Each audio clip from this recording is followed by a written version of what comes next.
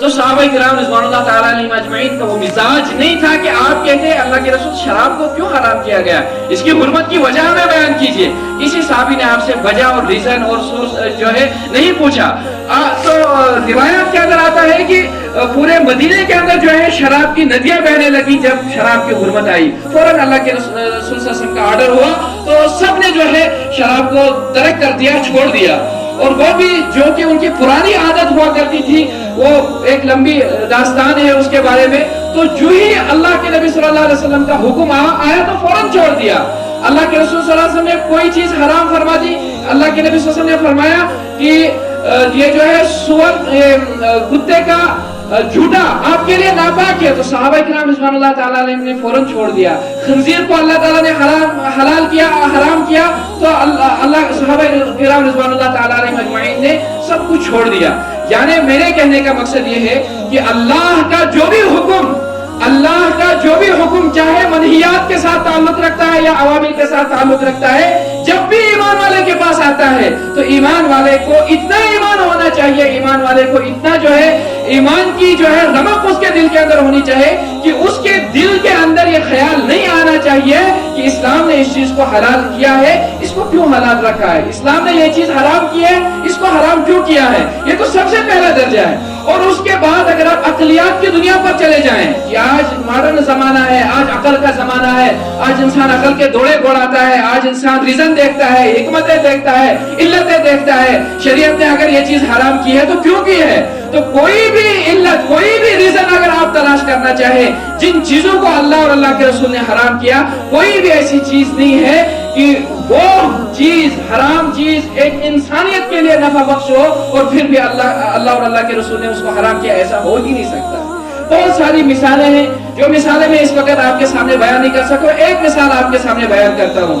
اللہ کے رسول صلی اللہ علیہ وسلم نے 1400 سال پہلے بتایا کہ اگر آپ کے برتن کے اندر کتا جو ہے منہ ڈالے تو آپ اس برتن کو 7 مرتبہ دھو اور 7 مرتبہ دھو اور ہر مرتبہ مٹی سے مانجو اس کو، تب جا کے وہ برتن پاک ہو جائے گا، نہیں تو جو ہے وہ برتن پاک نہیں ہوگا. اور یہ مسئلہ کتابوں کے اندر لکھا ہوا بھی ہے. اور اسی طرح جو ہے بلی کا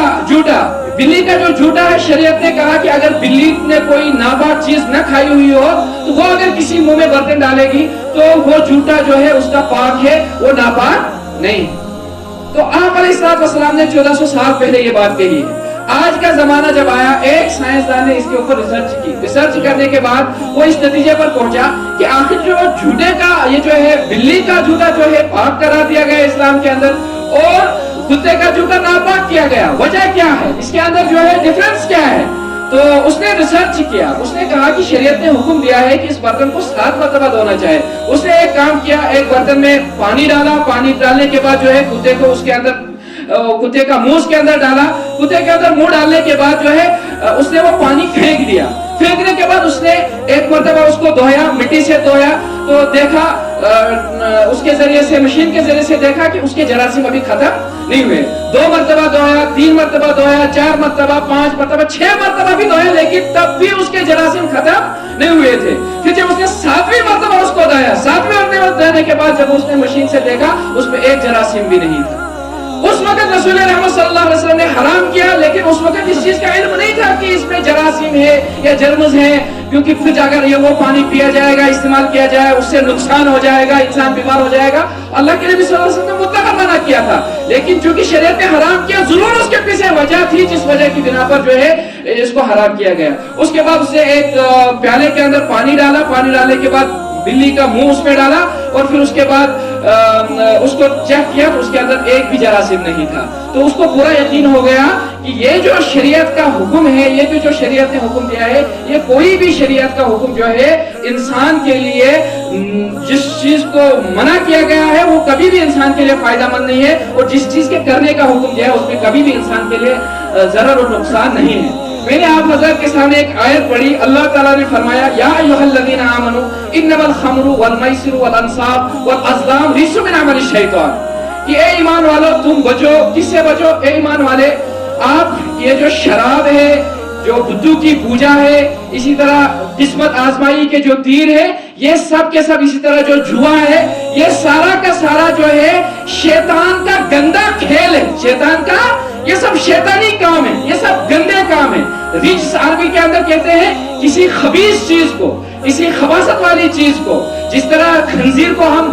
خبیث کہتے ہیں کیونکہ اس کی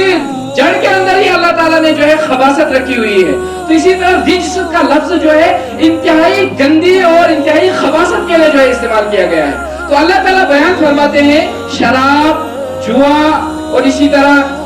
بتوں کی پوجا اور قسمت آزمائی کے تیر جو ہے، یہ جو ہے چاروں کے چاروں چیز یہ شیطان کے گھناؤنے کام ہے، یہ شیطان کے گندے کام ہے۔ فَاجْتَنِبُوهُ لَعَلَّكُمْ تُفْلِحُونَ، تم ان چاروں چیزوں سے بچو تاکہ تم کامیاب ہو جاؤ، تاکہ تم کامیاب ہو جاؤ۔ ان چاروں چیزوں سے اللہ اور اللہ کے رسول صلی اللہ علیہ وسلم نے، اللہ نے قرآن کریم کے اندر جو ہے ان سے بچنے کا حکم دیا، ان سے جو ہے دور رہنے کا حکم دیا، ان چیزوں کو اللہ تبارک و تعالیٰ نے حرام کیا اور یہ وجہ بھی بتائی کہ یہ جو ہے شیطان کے گندے کام ہے، یہ گنانے کام ہے۔ پھر آگے اللہ تعالیٰ فرماتے ہیں انما یرید الشیطان ان یوقع بینکم العداوۃ والبغضاء ویصدکم عن ذکر اللہ وعن الصلاۃ فہل انتم منتہون، کہ یہ شیطانی کام اتنے خطرناک کام ہے کہ یہ آپ کو جو ہے نماز سے روکیں گے، یہ آپ کو جو ہے اچھے کام سے روکیں گے۔ یصدکم عن ذکر اللہ، اللہ کی ذکر سے، اللہ کی یاد دہانی سے۔ جب آپ شراب کے اندر مست ہو جائیں گے تو اللہ کی یاد سے غافل ہو جائیں گے،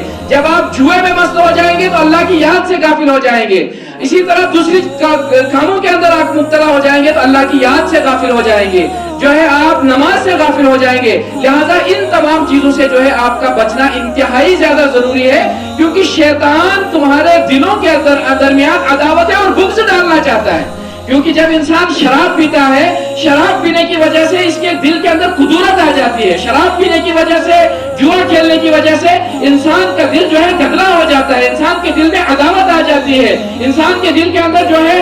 انتہائی زیادہ، انسان کے دماغ کے اندر ڈپریشن آ جاتا ہے۔ یہ اللہ نے قرآن کریم کے اندر بیان فرمایا کہ شیطان تمہارے دلوں کے اندر عداوت اور بغض پیدا کرنا چاہتا ہے، تمہارے دلوں کے اندر دشمنی ڈالنا چاہتا ہے، کیونکہ جب ایک آدمی شراب پیتا ہے گھر والوں سے بھی دشمنی، گاؤں والوں سے بھی دشمنی، معیشت فائنانشلی بھی وہ ختم ہو جاتا ہے، جو ہے اس کے گاؤں میں بھی عزت ختم، گھر میں بھی عزت ختم، بیوی اپنی طرف چلی جاتی ہے، بچے دوسرے طرف چلا جاتے ہیں، اس کا سارا بڑا گرک ہو جاتا ہے شراب پینے کی وجہ سے۔ اسی طرح جب ایک انسان جوا کھیلتا ہے، جوا کھیلنے کی وجہ سے اس کو جو ہے کیا پریشانی ہو جاتی ہے، اللہ کے رسول صلی اللہ علیہ وسلم، یہ حدیث ہے کیا ہے، اللہ کے رسول صلی اللہ علیہ وسلم نے فرمایا جو شخص جوا کھیلتا ہے، جوا کھیلنے والا ایسا ہی ہے جیسے وہ خنزیر کے خون اور گوشت میں ہاتھ ڈالتا ہے۔ تو انتہائی سخت چیزیں ہیں۔ جوا کھیلنے کی وجہ سے بھی کیا ہوتا ہے، جوا کھیلنے والا کبھی سکون کے ساتھ نہیں رہ سکتا ہے، کبھی اس کو اطمینان کی زندگی